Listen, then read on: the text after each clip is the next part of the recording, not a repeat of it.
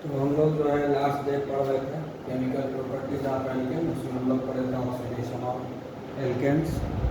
और oxidation of alkene में हम लोग कंप्लीट कम्बशन पढ़ लिए थे और इनकम्प्लीट कम्बशन हम लोग पढ़ रहे थे। ठीक है, इनकम्प्लीट कम्बशन जब होता है तो एक तो होता है कि जैसे मीथेन के लिए है एग्जाम्पल, ऑक्सीजन के साथ रिएक्ट किया तो अनबर्न कार्बन रिलीज होता है, इसको कार्बन ब्लैक बोलते हैं, जिससे काजल बनता है, प्रिंटर के लिए कलर बनता है, ब्लैक इंक बनाने के लिए यूज होता है। ठीक है ना, ब्लैक कलर का पाउडर जिसको हम लोग कार्बन ब्लैक बोलते हैं, लैम्प ब्लैक भी बोलते हैं। इस यही कालिख के रूप में जमा हो जाता है बर्तन के ऊपर जब इनसफिशिएंट अमाउंट ऑफ ऑक्सीजन देंगे। ठीक है, मतलब एकदम पूरी तरह से अगर ओपन एरिया है, ओपन है, उसमें अगर रिएक्शन कराएंगे तो कंप्लीट कम्बशन होगा। और क्लोज कंटेनर में हम कराने की कोशिश करेंगे जिसमें कि ऑक्सीजन का सप्लाई कम होगा। ठीक है ना, ओपन एटमॉस्फेयर में कराएंगे तो कंप्लीट कम्बशन होगा ही, लेकिन अगर हम इसको एक कंटेनर में रख के कराएंगे जहाँ की ऑक्सीजन का सप्लाई कम हम कर देंगे, ठीक है, तो वहाँ पर इनकम्प्लीट कम्बशन होगा। इनकम्प्लीट कम्बशन होगा तो दो तरह का रिएक्शन होता है। एक रिएक्शन ये होता है जैसे हमने मीथेन लिया तो कार्बन दिया, मीथेन ले, ईथेन ले, प्रोपेन ले, कोई भी हाइड्रोकार्बन ले लें, कोई भी, उससे कोई मतलब नहीं है, कोई भी अल्केन लेंगे वो हमको सेम रिएक्शन जो है प्रोडक्ट देगा। प्रोडक्ट का अमाउंट भले ज़्यादा हो सकता है क्योंकि नंबर ऑफ़ कार्बन ज़्यादा होगा। जैसे ही इसमें एक ही कार्बन है मीथेन में, ईथेन लेंगे उसमें दो कार्बन है तो ये ज़्यादा बनेगा, वाटर भी ज़्यादा बनेगा। अमाउंट ऑफ कार्बन ज़्यादा होगा, अमाउंट ऑफ वाटर ज़्यादा बनेगा क्योंकि नंबर ऑफ़ कार्बन ज़्यादा होगा। ठीक है, लेकिन एक और इसमें रिएक्शन होता है, कुछ मॉलिक्यूल जो मीथेन का होगा वो रिएक्शन करेगा ऑक्सीजन पर, ठीक है, और इनकम्प्लीट ऑक्सीडेशन ही करा रहा है ना, दोनों सही नहीं है। तो कुछ मॉलिक्यूल जो है कार्बन में कन्वर्ट हो जाएगा और कुछ मॉलिक्यूल जो है कार्बन मोनोऑक्साइड गैस में कन्वर्ट हो जाएगा और साथ में वाटर हो जाएगा। ठीक है, दो ऑक्सीजन बैलेंस हो गया है। हाइड्रोजन यहाँ 4 है तो हाइड्रोजन को 4 करने के लिए यहाँ 2 दे देंगे तो ऑक्सीजन अब कितना हो गया। ठीक है, अब ऑक्सीजन जो है यहाँ पर इधर 2 हो गया है और यहाँ पर 1 है तो इसको बैलेंस करना पड़ेगा। 3 ऑक्सीजन हो गया, इधर भी 3 ऑक्सीजन दोगे, कार्बन तो इधर 1 ही है तो हम लोग क्या करेंगे यहाँ पर 3/2 कर देंगे तो 3 ऑक्सीजन हो गया, ये 2 कट जाएगा, 3 ऑक्सीजन, 1 ऑक्सीजन यहाँ है और 2 ऑक्सीजन यहाँ। ठीक है, तो इस तरह से कार्बन मोनोऑक्साइड भी बनता है, 2 प्रोडक्ट बनेगा, कार्बन ब्लैक बनेगा और कार्बन मोनोऑक्साइड बनेगा, कार्बन डाइऑक्साइड इसमें नहीं बनेगा। तो जब हम लोग इनकम्प्लीट कम्बशन कराएंगे, इनकम्प्लीट ऑक्सीडेशन होगा, ठीक है, इनसफिशिएंट अमाउंट ऑफ ऑक्सीजन देंगे तो एक तो कार्बन मिलेगा और दूसरा कार्बन मोनोऑक्साइड मिलेगा। ठीक है, कार्बन भी मिलेगा और कार्बन मोनोऑक्साइड भी मिलेगा, ये दो प्रोडक्ट हमको मिलेगा और दोनों रिएक्शन में देख रहे हो वाटर बन रहा है। यहाँ भी हीट एनर्जी रिलीज हो, जैसे इसमें heat energy, heat and light हुआ, इसमें भी heat and light energy release हो। ठीक है, तो heat and light energy come amount में रिलीज होगा क्योंकि इसमें ज़्यादा होगा, लाइट एनर्जी इसमें थोड़ा ज़्यादा रहेगा इनकम्प्लीट कम्बशन में और हीट एनर्जी कम होगा। और जब कंप्लीट कम्बशन कराएंगे तो हीट एनर्जी ज़्यादा होगा और लाइट एनर्जी कम रहेगा। ठीक है, तो ये तो हो गया हमारा कन्वर्शन और बर्निंग। अब हम लोगों का नेक्स्ट टॉपिक है कंट्रोल्ड ऑक्सीडेशन। कंट्रोल्ड ऑक्सीडेशन मतलब हुआ कि हम सिचुएशन के हिसाब से, हम अपने इच्छा के हिसाब से हम प्रोडक्ट को बना सकते हैं। कुछ पर्टिकुलर कंडीशन देंगे, रिएक्टेंट सेम रहेगा लेकिन प्रोडक्ट कंडीशन के बदलने के साथ प्रोडक्ट बदल जाएगा जबकि रिएक्टेंट सेम रहेगा। ठीक है, तो कुछ एग्जांपल लेकर के उसको समझेंगे तो समझ में आ जाएगा क्या कंट्रोल्ड, क्यों इसको कंट्रोल्ड ऑक्सीडेशन बोलते हैं। कंट्रोल्ड ऑक्सीडेशन इसलिए बोलते हैं क्योंकि कैटलिस्ट और कंडीशन के थ्रू हम इस ऑक्सीडेशन रिएक्शन को कंट्रोल करते हैं, उसको एक पर्टिकुलर डायरेक्शन में हम आगे बढ़ाते हैं। ठीक है ना, तो इसीलिए इसको बोलते हैं कंट्रोल्ड ऑक्सीडेशन। ठीक है, अब हम लोग पढ़ेंगे कंट्रोल्ड ऑक्सीडेशन। तो अब हम लोग पढ़ रहे हैं कंट्रोल्ड ऑक्सीडेशन। ठीक है, हम लोग पढ़ रहे हैं कंट्रोल्ड ऑक्सीडेशन। तो ये कुछ जो है कंट्रोल्ड ऑक्सीडेशन का एग्जाम्पल लिए हैं, इसका तो कुछ तो खास होता नहीं। ठीक है, तो सबसे पहला एग्जांपल कंट्रोल्ड ऑक्सीडेशन क्यों कर रहे हैं जरा समझ में आएगा। जैसे यहाँ पर ये मीथेन है, ऑक्सीजन से रिएक्शन कराया गया, क्या बना, मिथाइल अल्कोहल। ये क्या है, मीथेन बना, क्या अल्कोहल, क्या बना, मीथेनॉल। कब बना, CH3OH मीथेनॉल अल्कोहल बना। Limited supply of oxygen, controlled oxidation जब होता है तो इसमें क्या होता है, लिमिटेड सप्लाई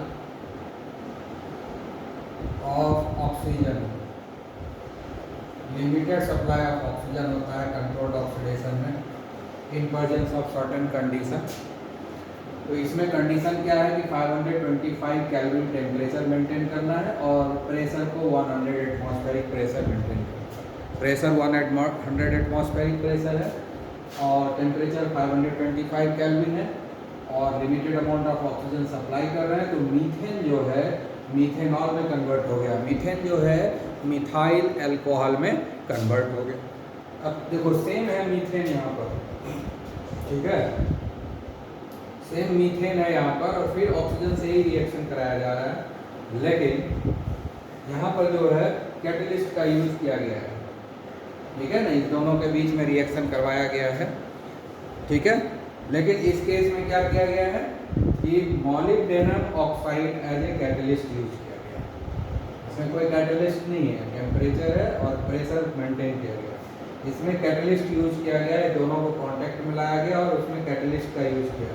कैटलिस्ट क्या है, मॉलिब्डेनम ऑक्साइड MO, ओ यहाँ छोटा है, MO2O3। MO क्या होता है, मॉलिब्डेनम का सिंबल होता है, MO2O3 मॉलिब्डेनम ऑक्साइड, है ना। Molybdenum oxide as a catalyst यहाँ यूज किया गया। सेम मीथेन देखो, सिर्फ कंडीशन बदल गया है, तो इस बार वो एल्डिहाइड में कन्वर्ट हो गया। ये कार्बन है तो ये एल्डिहाइड में कन्वर्ट हो गया, मीथेनॉल। ठीक है ना, तो एक ही कार्बन है, दोनों मीथेन ही है और दोनों में ऑक्सीजन से ही रिएक्शन हो रहा है, लेकिन ऑक्सीजन से रिएक्शन हो रहा है अलग अलग कंडीशन में। यहाँ पर ऑक्सीजन से रिएक्शन हो रहा है 525 केल्विन और 100 एटमॉस्फेरिक प्रेशर के प्रेजेंस में। तो ये जो मीथेन है ये मीथेनॉल में कन्वर्ट हो गया, अल्कोहल में कन्वर्ट हो गया। सेम मीथेन जब मॉलिब्डेनम ऑक्साइड के प्रेजेंस में ऑक्सीजन से रिएक्ट कर रहा है तो मीथेनॉल में कन्वर्ट हो गया, यानी फॉर्मल्डिहाइड, ये एल्डिहाइड में कन्वर्ट हो गया। ठीक है, अब बढ़ते हैं हाइयर एल्केन का एग्जाम्पल लेते हैं। ठीक है, ये तो लोअर एल्केन का हुआ, तो ये जो है अल्कोहल में बदल गया और यहाँ जो है बदल जाएगा। ठीक है, हाइयर एल्केन को भी हम, अगर हमको अल्कोहल में बदलना है हम ये कंडीशन मेंटेन करेंगे। यहाँ मीथेन है तो मीथेनॉल बना, इथेन रहेगा तो इथेनॉल बनेगा। ठीक है ना, मीथेन है तो मीथेनॉल बना, इथेन रहेगा तो इथेनॉल बनेगा, प्रोपेन है तो प्रोपेनॉल बनेगा, ब्यूटेन है तो ब्यूटेनॉल बनेगा इस कंडीशन में। और इस कंडीशन में क्या होगा, ये भी तो मीथेन ही है तो मीथेन की जगह हम इथेन ले सकते हैं। अगर इस कंडीशन में इथेन का रिएक्शन कराएंगे तो इथेनॉल बनेगा, यहाँ पर प्रोपेन लेंगे तो प्रोपेनॉल बनेगा, ब्यूटेन लेंगे तो ब्यूटेनॉल बनेगा। ठीक है, क्लियर। तो इस कंडीशन में, एक कंडीशन में जो है अल्कोहल यहाँ बन रहा है, दूसरे कंडीशन में यहाँ पर एल्डिहाइड बन रहा है, सेम कंपाउंड। ठीक है, अब देखो, अब तीसरा है हाइयर एल्केन। ये रिएक्शन लोअर एल्केन में नहीं होता। ये जो रिएक्शन यहाँ दिखा रहे हैं लोअर एल्केन में नहीं होता, हाइयर एल्केन में होता है। 3 रिएक्शन हमने दिखाया, 1 2 3। ठीक है, क्लियर। अब देखो यहाँ पर कि CH3 CH3 2 कार्बन है, हाइयर एल्केन। ये तीनों रिएक्शन मीथेन के साथ नहीं होता। ये जो रिएक्शन हम यहाँ दिखा रहे हैं ना, ये रिएक्शन जो है मीथेन के साथ नहीं होता है। मीथेन के साथ यही दोनों होता है, मीथेन और इसके ऊपर जितना भी एल्केन है सबके साथ ये रिएक्शन होता है। लेकिन ये जो रिएक्शन हम यहाँ दिखा रहे हैं, ये रिएक्शन जो है नहीं होता है मीथेन के साथ, वो इथेन होता है और इथेन से आगे के साथ होता है। हम पहले इथेन यहाँ लिए, यहाँ क्या लिया, इथेन, इसका ऑक्सीडेशन करवाया, ऑक्सीजन से रिएक्शन करवाया, और कैटलिस्ट क्या लिए हैं, सिल्वर ऑक्साइड या मैग्नीज एसीटेट। ये क्या है, मैग्नीज एसीटेट, या आप मैग्नीज एसीटेट लेंगे या सिल्वर ऑक्साइड लेंगे। मैग्नीज एसीटेट या सिल्वर ऑक्साइड के प्रेजेंस में इथेन इथेनॉइक एसिड में कन्वर्ट होता है। इथेनॉइक एसिड मतलब कार्बोक्सिलिक एसिड में कन्वर्ट हो गया, साथ में हाइड्रोजन गैस रिलीज। तो जब हम इसको यूज करेंगे कैटलिस्ट के रूप में इस दोनों को, तो ये जो इथेन है वो कार्बोक्सिलिक एसिड में कन्वर्ट होगा, इथेनॉइक एसिड। अब देखो ये CH3 वैसे ही पड़ा रह गया, इसमें से ये वाला एक CH3 है ना, वही कन्वर्ट होता है कार्बोक्सिलिक ग्रुप में, ठीक है ना। किनारे वाला एक कार्बन जो है कार्बोक्सिलिक ग्रुप में कन्वर्ट होता है। ये जो CH3 है यहाँ पर, यही CH3 कन्वर्ट हो गया है COOH में और हाइड्रोजन गैस रिलीज हो गया, ठीक है। उसी तरह से हम यहाँ पर देखो प्रोपेन लिए, प्रोपेन लिए हुए हैं, तो हमको क्या मिला, प्रोपेनॉइक एसिड, प्रोपेनॉइक एसिड। अब देखो यहाँ पर क्या हुआ, CH3 CH2 ऐसा ही रह गया, CH3 CH2 ऐसा ही रह गया। एक किनारे वाला जो ये CH3 है, ये कार्बोक्सिलिक ग्रुप में कन्वर्ट हो गया। ये CH3 जो है COOH में कन्वर्ट हो गया, 2 हाइड्रोजन रिलीज कर दिया। इसमें भी यही चीज़ हम लिखे भले नहीं है, लेकिन यही चीज़ है, ठीक है ना। यही दोनों में से कोई एक चीज़ यूज किया, यहाँ भी वही दोनों में से कोई चीज़ यूज किया है। मैग्नीशियम एसीटेट या सिल्वर ऑक्साइड यहाँ यूज हुआ है, यहाँ भी मैग्नीशियम एसीटेट या सिल्वर ऑक्साइड यूज हुआ। ये तीनों सेम कंडीशन में रिएक्शन हो रहा है, तीनों जो है सेम कंडीशन में रिएक्शन हो रहा है। हम यहाँ पर नहीं लिखे हैं, यहाँ पर नहीं लिखे हैं, इसका मीनिंग ये नहीं समझना है यहाँ कुछ नहीं, यही लिखना है। इसको और इसको यहाँ लिखना है, इसको और इसको यहाँ पर लिखना है, आप लोग लिख लेंगे, ठीक है। तो तीनों रिएक्शन सेम कंडीशन में हो रहा है, तो सेम काइंड ऑफ प्रोडक्ट दे रहा है। तो प्रोपेन जो है प्रोपेनॉइक एसिड दे रहा है। तो यहाँ पर देखो क्या है, ब्यूटेन लिए है, यहाँ पर क्या है, ब्यूटेन है। तो ये क्या हो गया, ब्यूटेनॉइक एसिड। ये क्या है, ब्यूटेनॉइक एसिड। ये ब्यूटेनॉइक एसिड हुआ। आप देखो CH3 CH2 CH2 वही है, CH3 CH2 CH2। ये लास्ट वाला जो CH3 है वो COOH में कन्वर्ट होता है, ठीक है ना। तो ये याद रखना है कि जो टर्मिनल CH3 है, एक टर्मिनल से मतलब CH3 है, दोनों नहीं कन्वर्ट हो रहा है कार्बोक्सिलिक एसिड में, है ना। दोनों तरफ तो CH3 है, तो दोनों ही नहीं कन्वर्ट होगा, कोई एक जो है कन्वर्ट हो जाएगा कार्बोक्सिलिक ग्रुप में, एक CH3। तो एक CH3 को हमने सबने दिखाया कन्वर्ट हो रहा है, मतलब बाकी वैसे ही कार्बन चेन पड़ा रहेगा। जो किनारे में एक CH3 ग्रुप है वो कार्बोक्सिलिक ग्रुप में कन्वर्ट हो जाएगा। किस कंडीशन में, जब हम कैटलिस्ट के रूप में सिल्वर ऑक्साइड या मैग्नीशियम एसीटेट को यूज करेंगे, ठीक है। अब और एक इंटरेस्टिंग फैक्ट देखो, सब्स्टिट्यूटेड, अगर सब्स्टिट्यूटेड है हाइड्रोकार्बन है, तो उसमें अगर टर्शियरी कार्बन रहेगा तो उसका जो हाइड्रोजन है वो टर्शियरी अल्कोहल में तो वो टर्शियरी अल्कोहल में कन्वर्ट हो जाएगा। टर्शियरी हाइड्रोजन, ये देखो ये कार्बन है ना, 1 2 3, ये तीनों कार्बन इससे जुड़ा हुआ है, ये टर्शियरी कार्बन हो। ये क्या हो गया, टर्शियरी कार्बन 3 डिग्री कार्बन हो गया, ये 3 डिग्री हो गया कि नहीं। ये क्या हो गया, टर्शियरी हाइड्रोजन हो गया। ये जो टर्शियरी हाइड्रोजन है वो अल्कोहल में कन्वर्ट हो जाएगा।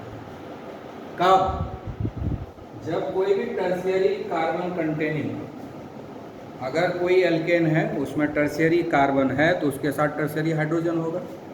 अगर टर्शियरी हाइड्रोजन नहीं है तो ये रिएक्शन नहीं होगा। टर्शियरी हाइड्रोजन होना जरूरी है, सिर्फ टर्शियरी कार्बन से नहीं होगा, टर्शियरी हाइड्रोजन भी चाहिए। तो ये टर्शियरी कार्बन है और टर्शियरी कार्बन से जुड़ा हुआ ये हाइड्रोजन है, तो ये टर्शियरी हाइड्रोजन हो गया। अगर कोई एल्केन है जिसमें टर्शियरी हाइड्रोजन है, तब अगर एल्कलाइन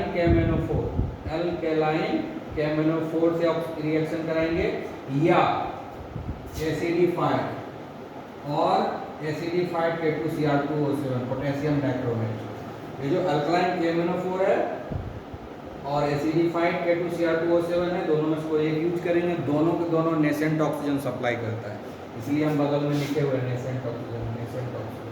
जो स्क्वायर ब्रैकेट में ऑक्सीजन दिए हैं वो नेसेंट ऑक्सीजन है जो ये प्रोड्यूस करेगा। कैमेनोफोर भी प्रोड्यूस करता है और पोटेशियम डाइक्रोमेट भी प्रोड्यूस करता है, दोनों ही नेसेंट ऑक्सीजन प्रोड्यूस करता है। और यही नेसेंट ऑक्सीजन क्या करेगा, इस हाइड्रोजन को अल्कोहल में कन्वर्ट कर देगा। ये जो टर्शियरी हाइड्रोजन है जो कि टर्शियरी कार्बन से जुड़ा हुआ है, उसको टर्शियरी अल्कोहल में कन्वर्ट कर दिया, तो OH ग्रुप आ गया अल्कोहल। तो अगर कोई अल्केन रहेगा जिसमें टर्शियरी हाइड्रोजन है तो वो अल्कोहल में कन्वर्ट होगा अगर रिएक्शन हम करवा रहे हैं एल्कलाइन कैमेनोफोर या एसिडिफाइड K2Cr2O7 से।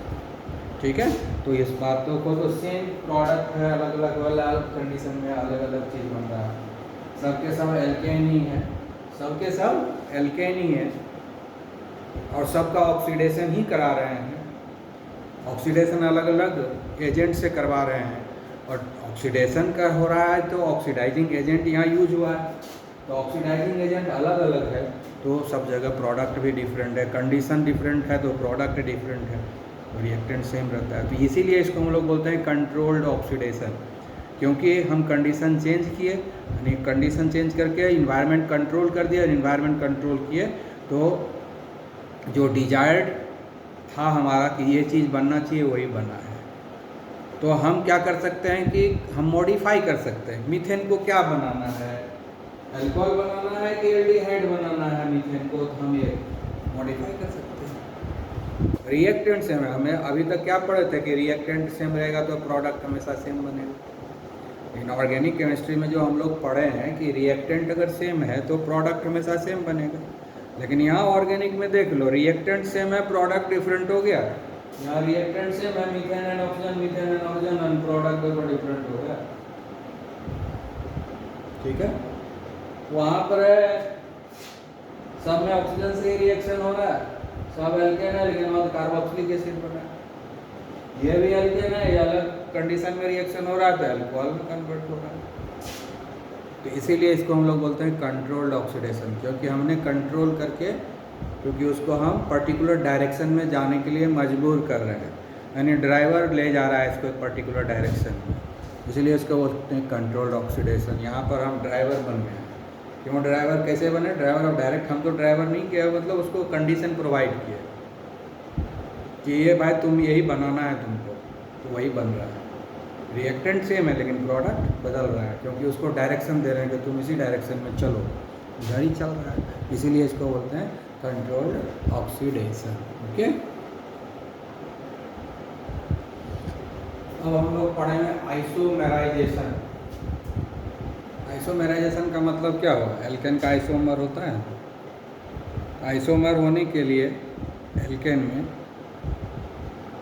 4 कार्बन चाहिए मिनिमम, एल्केन में 4 कार्बन रहेगा तभी ना आइसोमर होगा, इससे नीचे में तो आइसोमर होने वाला नहीं है। 3 कार्बन तक तो कोई आइसोमर होता नहीं है, जब 4 कार्बन होता है तभी आइसोमर होगा। तो कोई भी जो नॉर्मल एल्केन है उसको जब एनहाइड्रस AlCl3, एनहाइड्रस का मतलब हुआ कि ड्राई AlCl3, कोई मॉइस्चर नहीं, और HCl गैस है ना, HCl गैस, इस दोनों के प्रेजेंस में हीट किया है नॉर्मल एल्केन, एनहाइड्रस AlCl3 और HCl के प्रेजेंस में हीट किया, ये ट्रायंगल बना दिया, इसको डेल्टा पढ़ते हैं, जो ट्रायंगल बनाया है इसको डेल्टा पढ़ते हैं, इसका मतलब होता है हीट है ना, हीट करना, इसलिए हीट स्ट्रांगली हीट करते हैं। ठीक है ना, हीट जब करते हैं तो हमको ब्रांच एल्केन मिलता है, नॉर्मल एल्केन क्या हो जाता है, ब्रांच एल्केन में कन्वर्ट हो जाता है। तो आइसोमेरिज्म होगा, तो आइसोमेराइजेशन इसीलिए बोलता है कि एक आइसोमर दूसरे आइसोमर में कन्वर्ट हो जाता है, इसीलिए हम इसको बोलते हैं आइसोमेराइजेशन। एक आइसोमर दूसरे आइसोमर में कन्वर्ट हो जाता है, इसलिए इसको बोलते हैं आइसोमेराइजेशन। ठीक है, इसमें और कुछ नहीं है, जैसे अब हम लोग लेते हैं ब्यूटेन लेना पड़ेगा, ठीक है, CH3 CH2 CH2CH3, ये क्या है? Normal butane. ठीक है, इसको जब हम हीट करेंगे एनहाइड्रस AlCl3 प्लस HCl के प्रेजेंस में जब हम हीट करेंगे तो ब्रांच्ड अल्केन मिलेगा। ब्रांच्ड अल्केन कैसे मिलेगा? CH3CH CH3 एक ब्रांच अल्केन मिल गया कि? ठीक है, ये नॉर्मल ब्यूटेन हो गया और ये क्या हो गया? 1 2 3 2 मिथाइल प्रोपेन। दोनों देखो आइसोमर है कि नहीं? नंबर ऑफ कार्बन सेम है, दोनों का मॉलिक्यूलर फॉर्मूला सेम है, सिर्फ स्ट्रक्चर फॉर्मूला डिफरेंट है। कितना कार्बन है? 4 कार्बन है। हाइड्रोजन कितना है? 3 2 5 2 7 3 10। तो C4H10 दोनों का मॉलिक्यूलर फॉर्मूला जो C4H10 है, ये दोनों आइसोमर हुआ कि नहीं? तो एक आइसोमर दूसरे आइसोमर में बदल गया कि नहीं? इसलिए इसको बोलते हैं आइसोमेराइजेशन। इस रिएक्शन को आइसोमेराइजेशन बोलते हैं। ठीक है, उसी तरह से हम लोग 5 कार्बन का लेते हैं, CH3 CH2 CH2 CH2 CH3 1 2 3 4 5 carbon का ले लिए। सेम कंडीशन होगा एनहाइड्रस, बार बार हम नहीं लिखेंगे, खाली हम हीट करने के लिए दे रहे हैं। सेम कंडीशन में रिएक्शन वाला ये चीज़ यहाँ लिखना है। ठीक है, तो अभी जो है ये हो गया नॉर्मल पेंटेन। Normal pentane. अब हीट का अमाउंट जो है ना, हीट का टेम्परेचर जो है हम हमेशा डिफरेंट होगा। ऐसा नहीं है कि जितना हम यहाँ पर हीट एनर्जी दिए उतना ही हीट एनर्जी यहाँ भी होगा। हीट एनर्जी हमेशा डिफरेंट होगा। ठीक है, लेकिन जो कैटलिस्ट है AlCl3 और HCl वो सब जगह सेम रहेगा। ठीक है ना, और आइसोमराइजेशन हो जाएगा। अब देखो ये नॉर्मल पेंटेन है, इसका भी ब्रांच एल्केन बन जाएगा CH3 CH2 CH2 CH3। ठीक है, ये हट जाएगा। बन गया कि नहीं ब्रांच एल्केन? एक बन गया। ठीक है, और बनेगा एक ये बनेगा, तो और भी बन सकता है ना, 2 बनेगा। ये यहाँ भी आ सकता है, इसके अलावा एक और बन सकता है, दूसरा भी बनेगा। ठीक है, और कौन सा बन सकता है? और एक बनेगा 1 2 3। ठीक है,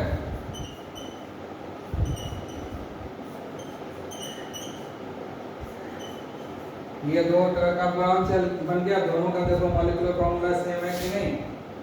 C5H12, ये भी C5H12 है, ये भी C5H12 है, ये भी C5H12। आइसोमेराइजेशन हुआ कि नहीं? ठीक है ना, तो इस तरीके से जो है एक आइसोमर दूसरे आइसोमर में कन्वर्ट हो जाता है, इसी को बोलते हैं आइसोमेराइजेशन। अब जैसे यहाँ पर दिख रहा है कि इधर एक ही है और इधर 2 ठो हो गया, इसका मतलब ये नहीं है कि यही 2 ठो बनाया। इसका कुछ एक मॉलिक्यूल नॉर्मल पेंटेन का इसमें कन्वर्ट हुआ और एक दूसरा कोई मॉलिक्यूल है नॉर्मल पेंटेन का जो इसमें कन्वर्ट हुआ। हम यहाँ पर एक ही दिखा रहे हैं ना, हम तो एक ही मॉलिक्यूल से एक्सपेरिमेंट थोड़ी होता है। एक्सपेरिमेंट तो बहुत सारे मॉलिक्यूल से होता है ना, तो कुछ मॉलिक्यूल इसमें कन्वर्ट हो गया और कुछ मॉलिक्यूल इसमें कन्वर्ट हो गया है। ठीक है, अब ये नॉर्मल रिएक्शन है, इसको भी हम हीट करेंगे एनहाइड्रस AlCl3 और HCl के प्रेजेंस में, तो इसका भी ब्रांच एल्केन बन जाएगा CH3 CH2 CH2 CH2 4 1 5। हटा दो, एक आइसोमर ये बन गया कि नहीं? ये क्या है? C6H14, C6H14 है ये भी C6H14 है। और भी बनेगा। ठीक है, CH3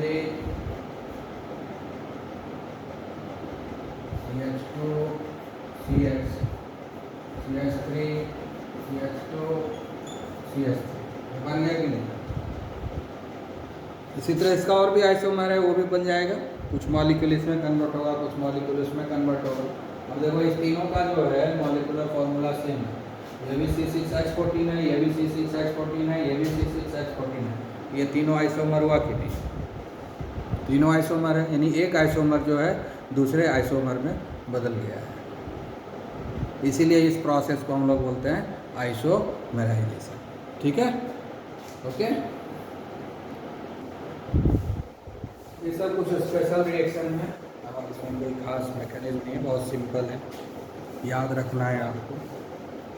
तो reaction of alkene with steam, अब क्या है reaction of alkene with steam, reaction of alkene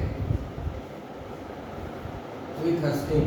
एक एग्जांपल है, जैसे मीथेन का स्टीम के साथ, स्टीम मतलब समझते हो water vapour, hot water vapour.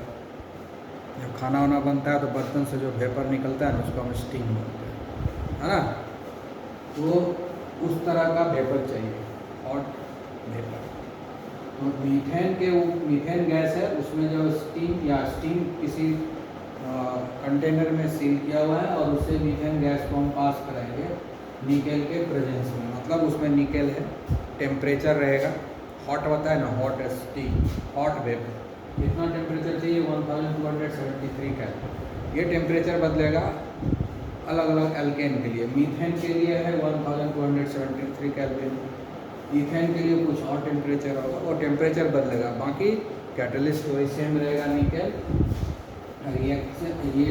ये जो है स्टीम रहेगा और इधर जो बदलते रहेगा। हम जितना कोई भी एल्केन लोगे प्रोडक्ट हमेशा कार्बन मोनोऑक्साइड और हाइड्रोजन ही बनेगा, ठीक है ना। ये इंडस्ट्री के लिए बहुत इम्पॉर्टेंट है। जब हमको हाइड्रोजन बनाना होता है तो इसी मेथड को प्रीफर करते हैं, इसी को मीथेन गैस को हम स्टीम के साथ रिएक्शन करवा देते हैं, इसके प्रेजेंस में इतना केल्विन टेम्परेचर पर तो कार्बन मोनोऑक्साइड और हाइड्रोजन गैस बनता है। ये इंडस्ट्री के लिए बहुत ही इम्पॉर्टेंट है। और ये जो मिक्सचर मिलता है ना, कार्बन मोनोऑक्साइड और हाइड्रोजन का मिक्सचर, ये बहुत ही इम्पॉर्टेंट है, इससे बहुत सारे प्रोडक्ट बनते हैं। तो इंडस्ट्री के लिए इसको बहुत ही इम्पॉर्टेंट मिक्सचर है ये, तो इसलिए बहुत ही इम्पॉर्टेंट रिएक्शन है इंडस्ट्री के लिए, ठीक है। कम पैसे में बहुत सारा प्रोडक्ट इससे बन सकता है, ठीक है ना। ठीक है, अब दूसरा हम लोग पढ़ने जा रहे हैं क्रैकिंग और पायरोलिसिस। क्रैकिंग और पायरोलिसिस क्या होता है? क्रैकिंग मतलब समझिए रो टूट रहा है, फिर वो बगल में लिखा है पायरोलिसिस। पायरोलिसिस मतलब हीट करके तोड़ो, लिसिस मतलब टूटना, पायरो मीन्स हीट, तो हीट करके तोड़ना। हाइयर एल्केन को हीट करके तोड़ना, तोड़ करके बहुत सारा जो है प्रोडक्ट बन सकता है। जैसे कि ये क्या लिया गया है, ये है डेकेन। ये क्या है? डेकेन।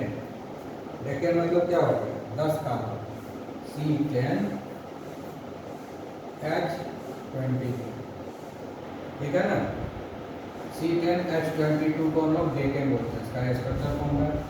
डेकेन को जब 770 केल्विन पर हम हीट करते हैं, वो क्या क्या बनाता है? ऑक्टेन बनाता है और इथीन बनाता है, और भी बनेगा। अलग अलग टेम्परेचर पर इसको हीट करेंगे तो बहुत सारा कंपाउंड, खाली कॉम्बिनेशन, जो कोई भी दो कॉम्बिनेशन बना सकते हो और वो आपस में जुड़ करके सेम नंबर ऑफ कार्बन होना चाहिए, ठीक है। जैसे कि हम लोग मान लो कि हम इसको हीट करें, CH3 इसको हम हीट करेंगे तो क्या बनेगा? ये इसको अगर हम हीट करते हैं, अगर इसका पायरोलिसिस करेंगे क्या होगा? एक तो बन जाएगा, इसमें जो है दूसरा नहीं बनेगा क्योंकि पूरा नहीं हो पाएगा, एक अकेला कार्बन उधर बन नहीं सकता, इसमें नहीं होगा। 3 कार्बन कम से कम लोगे तब CH3 CH2 CH3, ठीक है। अब देखो इसमें क्या क्या बन सकता है? एक तो CH3 बन सकता है, एक CH3 बन सकता है, दूसरा जो है 2 कार्बन का कोई प्रोडक्ट बना लेंगे। अब देखो यहाँ पर क्या है, 3 है, CH4 एक बन जाएगा, CH4 एक हाइड्रोजन इसका ले लिया इधर से, तो क्या बन जाएगा? यहाँ पर इथीन बन जाएगा, ये एक कॉम्बिनेशन हो गया। बहुत तरह का, जैसे अब यहाँ पर देखो C12H26 है, इसको जब 973 केल्विन पर हीट किया गया तो C7H16 एक प्रोडक्ट बना और दूसरा C5H10, ये अनसैचुरेटेड हाइड्रोकार्बन बन गया और ये सैचुरेटेड हाइड्रोकार्बन बन गया।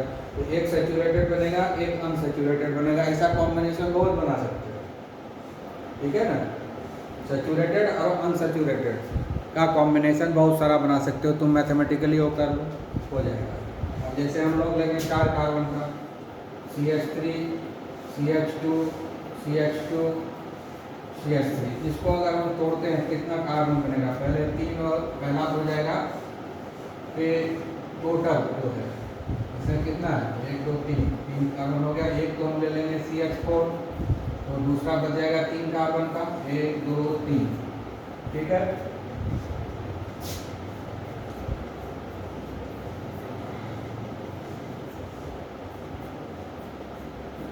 तो ये बन गया एक कॉम्बिनेशन।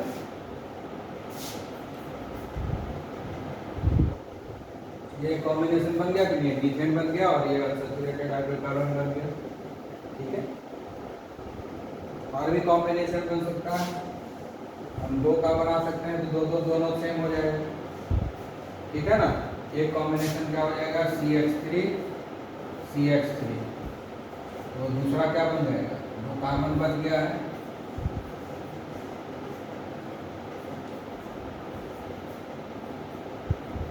देखो कितना हाइड्रोजन है, 3 2 5 2 7 3 10, इसमें देखो 3 3 6 1 2 3 4 10 हो गया कि नहीं। इसमें भी देखो 4 हाइड्रोजन, 5 6 7 8 9 10। कोई भी एक सैचुरेटेड हाइड्रोकार्बन बनाएंगे और दूसरा अनसैचुरेटेड हाइड्रोकार्बन बनाएंगे, सब में हीट एनर्जी डिफरेंट होगा, लेकिन ये टूटेगा, एक सैचुरेटेड बनेगा और एक अनसैचुरेटेड बनेगा। देख रहे हो, अनसैचुरेटेड बना, सैचुरेटेड बना, अनसैचुरेटेड बना, सैचुरेटेड बना, फिर इसी को डिफरेंट टेम्परेचर पर हीट किए, एक सैचुरेटेड बन गया, एक दूसरा इधर अनसैचुरेटेड बन गया।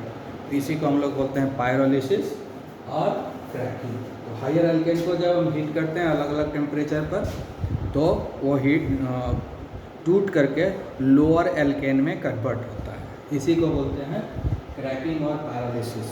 हायर एल्केन को जब हम हीट करते हैं तो वो लोअर एल्केन में कन्वर्ट हो जाता है। हायर एल्केन लोअर एल्केन में या लोअर अनसैचुरेटेड एल्कीन में कन्वर्ट हो जाएगा, अल्केन एंड एल्कीन। इसी को हम लोग बोलते हैं पायरोलिसिस, क्योंकि हीट करके इसको ब्रेक कर रहे हैं और छोटा छोटा हाइड्रोकार्बन बना रहे हैं, तो इसीलिए इसको बोलते हैं पायरोलिसिस। ओके, ठीक है।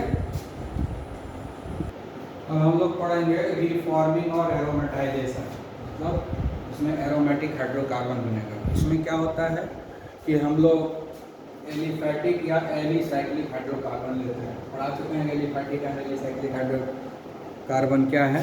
एलिफैटिक हो गया ओपन चेन और एलिसाइक्लिक हो गया, साइक्लिक तो है लेकिन उसका जो प्रॉपर्टी है वो एलिफैटिक के जैसा है। साइक्लिक तो है लेकिन वो उसका प्रॉपर्टी एलिफैटिक हाइड्रोकार्बन का जैसा है, इसलिए उसको हम एलिसाइक्लिक बोलते हैं। तो दोनों एक ही तरह का प्रोडक्ट है। तो इसको क्या करते हैं, इसमें डिहाइड्रोजनेशन होता है, इसको बहुत ही high pressure and high temperature पर हीट किया जाता है। High temperature and high pressure, ठीक है, विथ कैटलिस्ट। कुछ कैटलिस्ट रहता है, कैटलिस्ट के प्रेजेंस में जो है इसको हीट किया जाता है। क्या किया जाता है, heated at high temperature and high pressure with catalyst. Catalyst के प्रेजेंस में इसको high temperature and high pressure पर हीट किया जाता है, तो ये जो है एरोमेटिक हाइड्रोकार्बन में कन्वर्ट हो जाता है। जब ये इस तरह के कंपाउंड को जब हीट करते हैं हाई टेम्परेचर और हाई प्रेशर पर, तो क्या क्या होता है, डिहाइड्रोजिनेशन होता है, मतलब रिमूवल ऑफ हाइड्रोजन होता है। Dehydrogenation, hydrogenation means addition of hydrogen, dehydrogenation means removal of hydrogen. तो हाइड्रोजन का रिमूवल होता है। फिर साइक्लिजेशन होता है, यानी साइक्लिक कंपाउंड में कन्वर्ट होता है। साइक्लिजेशन मतलब साइक्लिक कंपाउंड में कन्वर्ट होता है। यानी ओपन चेन से वो क्लोज चेन बन गया, तो साइक्लिजेशन हो गया। और साइक्लिजेशन के बाद कभी कभी आइसोमेराइजेशन भी होता है। आइसोमेराइजेशन नहीं भी होगा, होगा भी, इसीलिए हम लिखे हैं एंड और। एंड और का मतलब आइसोमेराइजेशन कभी कभी हो जाता है साइक्लिजेशन के बाद, और कभी कभी साइक्लिजेशन के बाद आइसोमेराइजेशन नहीं होता है। हो भी सकता है, नहीं भी हो सकता है, लेकिन डिहाइड्रोजनेशन एंड साइक्लिजेशन तो होना ही है। वो दो प्रोसेस होगा। कब होगा? जब इसको high temperature and high pressure पर हीट करेंगे तब होगा। ये फ्री रेडिकल मैकेनिज्म से होता है। अब हम लोग एक एग्जाम्पल लेते हैं, उससे समझने की कोशिश करते हैं। हम लोग नॉर्मल हेक्सेन का एग्जाम्पल लेते हैं, ठीक है। नॉर्मल हेक्सेन, उसको हम बेंजीन की तरह ही अरेंज करते हैं।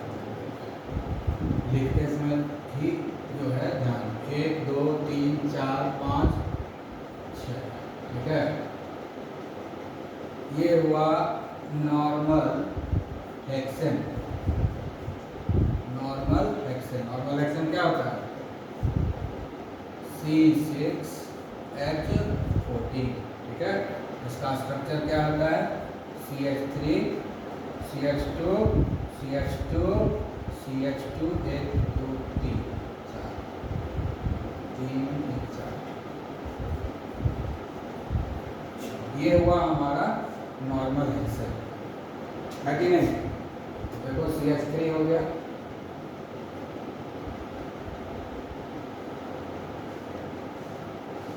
है कि नहीं? हो गया CH3।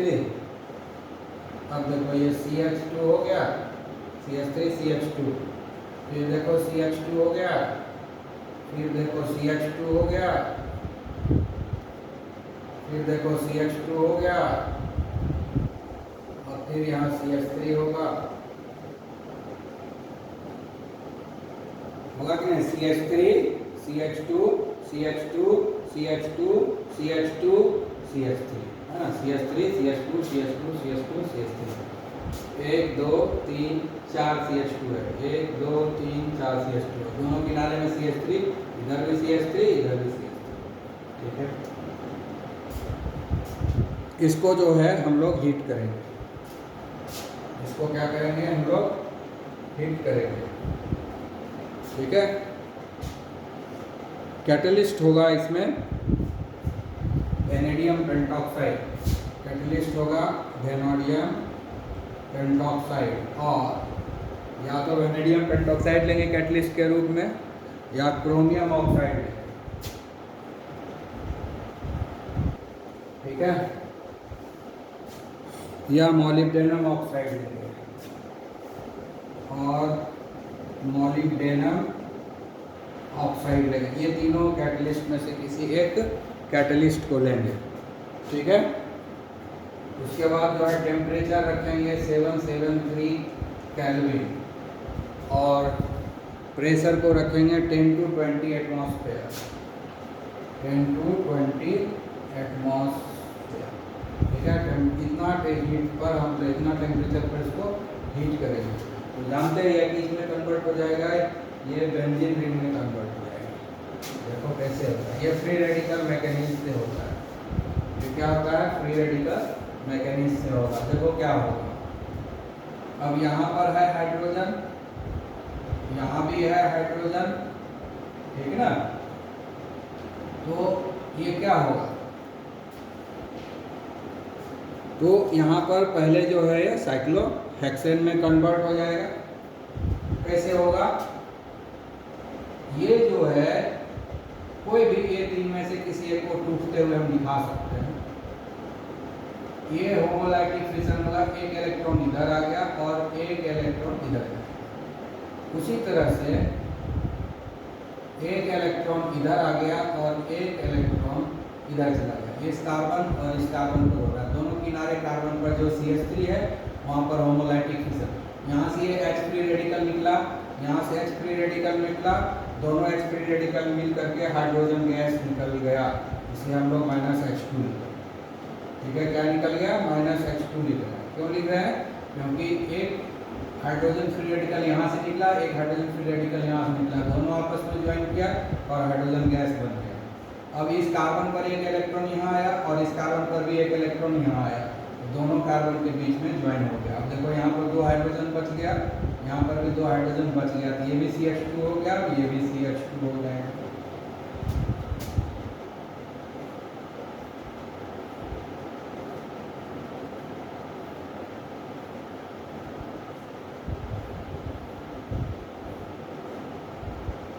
ठीक है, यहाँ भी 2 हाइड्रोजन बचा हुआ है, यहाँ तो 2 हाइड्रोजन है ही, यहाँ तो 2 हाइड्रोजन है ही, यहाँ भी 2 हाइड्रोजन है ही, यहाँ भी 2 हाइड्रोजन बचा ही रह गया। अब यहाँ था 3 हाइड्रोजन, यहाँ था 3 हाइड्रोजन, 1 2 3, ये 3 हाइड्रोजन था इस कार्बन पर। अब 2 हाइड्रोजन बचा ये दोनों, ठीक है, ये हाइड्रोजन निकल गया। उसी तरह से इस कार्बन पर 1 2 3 हाइड्रोजन है, उसमें से ये हाइड्रोजन निकल गया, 2 ही बचा ये दोनों, तो दोनों को हम दिखाएंगे 2 हाइड्रोजन, ये बन गया साइक्लोहेक्सेन, ये बन गया साइक्लोहेक्सेन। तो साइक्लाइजेशन हुआ कि नहीं? अब जो है एरोमेटाइजेशन होगा, अब जो है एरोमेटाइजेशन होगा। अब क्या होगा? अब देखो, अब क्या होगा, अब ये हाइड्रोजन है यहाँ और यहाँ हाइड्रोजन है।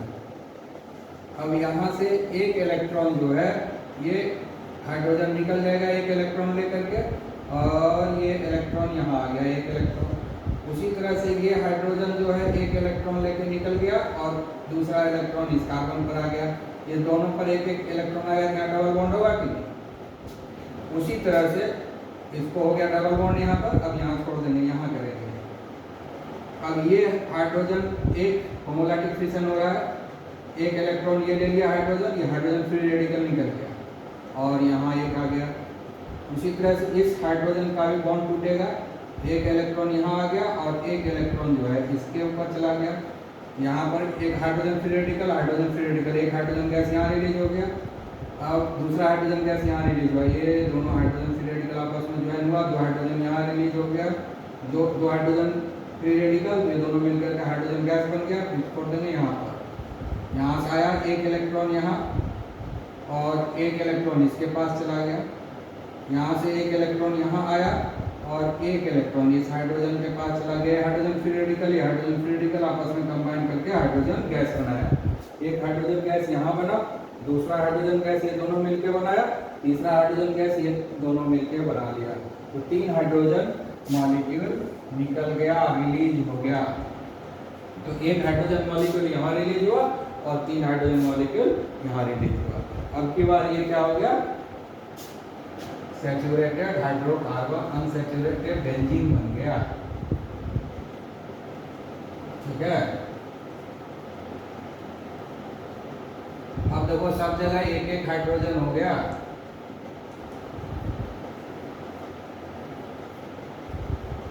सब जगह देखो एक एक हाइड्रोजन, यहाँ से एक निकल गया तो एक बचा, यहाँ से एक हाइड्रोजन निकला तो एक ही बचा, यहाँ से एक हाइड्रोजन निकल गया तो एक ही हाइड्रोजन बचा, यहाँ से भी एक हाइड्रोजन निकल गया तो एक हाइड्रोजन बचा, यहाँ से भी एक हाइड्रोजन निकला ये वाला तो ये बच गया, यहाँ से भी एक हाइड्रोजन निकल गया तो ये हाइड्रोजन, सब जगह एक एक हाइड्रोजन हो गया।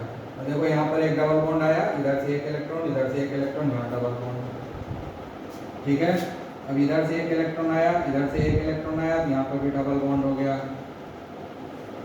ठीक है, फिर यहाँ पर देखो इधर से एक इलेक्ट्रॉन आया, इधर से भी एक इलेक्ट्रॉन आया, तो यहाँ पर एक डबल बॉन्ड हो गया। यही है बेंजीन। ये हुआ सबसे सिंपल एरोमेटिक कंपाउंड, सबसे सिंपल एरोमेटिक कंपाउंड। ठीक है, इसको अगर हम बॉन्ड लाइन फॉर्मूला में लिखेंगे तो सिंपली ऐसे ही लिख देते हैं। ये हो गया bond line formula of benzene.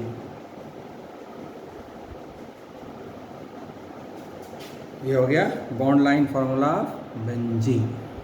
समझ गया? क्लियर? तो एरोमेटाइजेशन हुआ कि नहीं? एरोमेटिक कंपाउंड बन गया।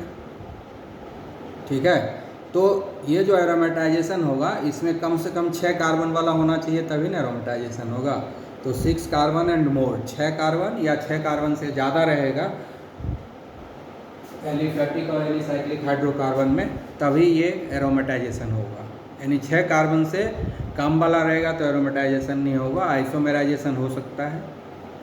साइक्लिजेशन हो सकता है, लेकिन एरोमेटाइजेशन तभी होगा जब 6 कार्बन होगा। मिनिमम 6 कार्बन वाला चेन से ही एरोमेटाइजेशन होगा। 6 कार्बन से नीचे रहेगा तो डिहाइड्रोजनेशन होगा, साइक्लिजेशन होगा, लेकिन एरोमेटाइजेशन नहीं होगा। आइसोमेराइजेशन भी हो सकता है।